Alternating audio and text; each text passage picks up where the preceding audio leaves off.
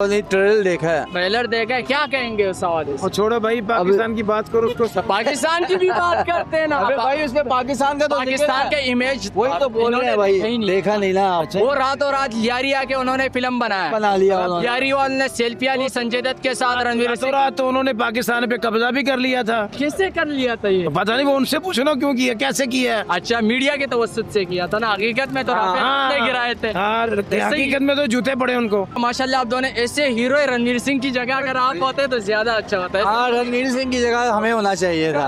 आप तो दोनों पठानों के पीछे बैठे हुए। ये क्या बात? पठानों को आगे लगाया हुआ है। आगे लगा। ये पंजाबी है, पंजाबी ये हमारे भाई हैं। सब पाकिस्तानी भाई भाई। चाचू आपको आप कौन सा किरदार? भाई मैं विलन का निभाऊंगा ना। शुरू में तो यशी करता है, एंड पे दलील होता है, मगर हम वो जलील नहीं होंगे। आप क्या बनेंगे? कौन क्या बनाएंगे? हाँ, हीरो आ गया। क्या करते? हम कबाड़ी का काम करते। कबाड़ी का काम करते, तो यही काम अगर फिल्म में लेकर कैसे होगा? कबाड़ी का काम फिल्म में कैसे होगा भाई?